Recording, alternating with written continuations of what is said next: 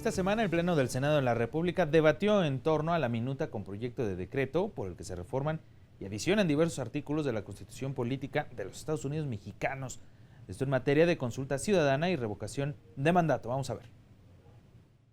Se adiciona una fracción novena que es en materia de revocación de mandato. Se habla y se incorpora un texto al artículo 36 sobre las obligaciones que tiene el ciudadano de participar en las consultas y la revocación. La presidenta de la Comisión de Estudios Legislativos Segunda, la senadora Ana Lilia Rivera Rivera, destacó la importancia de que se escuche la voz del pueblo y democratizar el ejercicio del poder. Habló sobre los requisitos en materia de revocación de mandato. Será convocado por el Instituto Nacional Electoral a petición de los ciudadanos y ciudadanas en un número equivalente al menos al 3% de los inscritos en la lista nominal de electores, siempre y cuando en la solicitud corresponda a por lo menos 17 entidades federativas.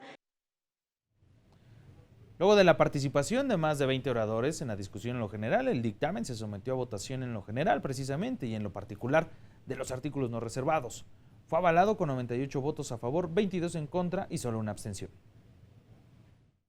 Queda aprobado en lo general y los artículos no reservados del proyecto de decreto por el que se reforman y adicionan diversos artículos de la Constitución Política de los Estados Unidos Mexicanos en materia de consulta popular y revocación del mandato. La votación final registró 90 votos a favor, 22 en contra y 0 abstenciones. Como se realizaron modificaciones, se devolvió a la Cámara de Diputados. En tanto, en la Cámara de Diputados se debatió el dictamen que reforma diversos ordenamientos legales en materia de combate a la defraudación fiscal, facturación falsa y empresas fantasmas. Supondrá el reforzamiento en la participación de distintas instituciones del ámbito federal en la solución a un problema de suma gravedad que se ha venido gestando durante muchos años, décadas, mismo que ha socavado la base fiscal del Estado y que ha representado un peligro. Luego de concluir las participaciones de los grupos parlamentarios, se aprobó en lo general este dictamen con 318 votos a favor. En la discusión en lo particular no se avaló ninguna propuesta de modificación, por lo que las reformas se aprobaron en lo general y lo particular y se turnaron al Ejecutivo Federal para sus efectos constitucionales.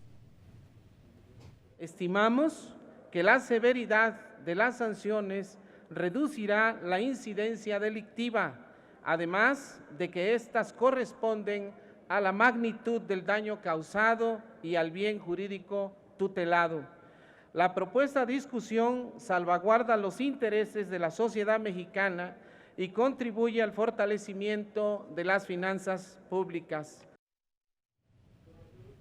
Ahí las declaraciones del diputado precisamente en el dictamen que quedó avalado sobre facturas falsas. Y en más información, esta vez de la Cámara de Diputados, el Pleno aprobó el dictamen de reformas a diversos ordenamientos para modificar la denominación actual del Instituto de Administración de Bienes y Activos por la del Instituto para devolver al pueblo lo robado.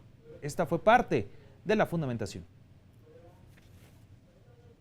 Tiene la palabra la diputada Lilia Villafuerte Zavala, del Partido Verde. Reforman, adicionan y derogan diversos.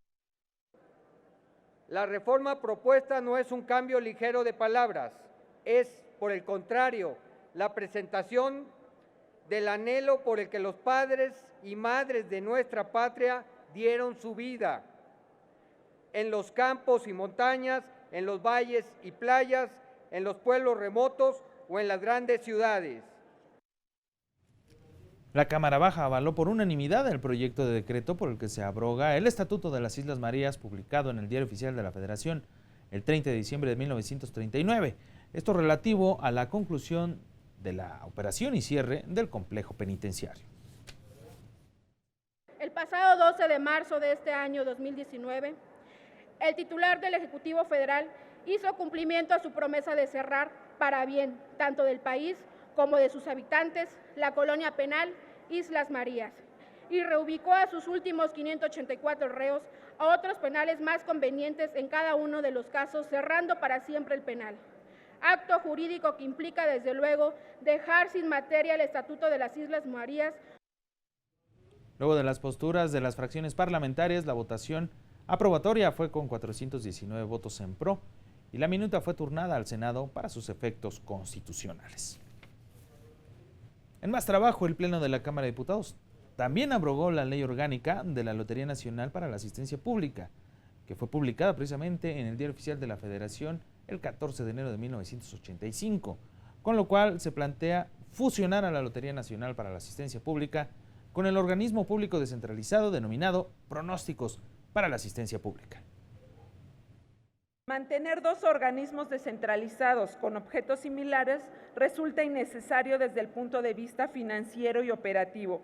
Por ello, con el fin de evitar duplicidad de funciones, recursos y estructuras administrativas y con miras a generar ahorros importantes, fortalecer la rentabilidad, recuperar el mercado, modernizar su operación e incrementar los recursos para la asistencia pública. El dictamen con proyecto de decreto se avaló en lo general y lo particular con 392 votos a favor y 1 en contra. Así es que fue turnado al Senado para continuar con su proceso legislativo. Vamos a una pausa, pero cuando regresemos la información de las actividades por la conmemoración del voto femenino, las comparecencias de funcionarios federales y los detalles de la elección del presidente de la Comisión Reguladora de Energía. Esto y mucho más al regresar, no le cambie.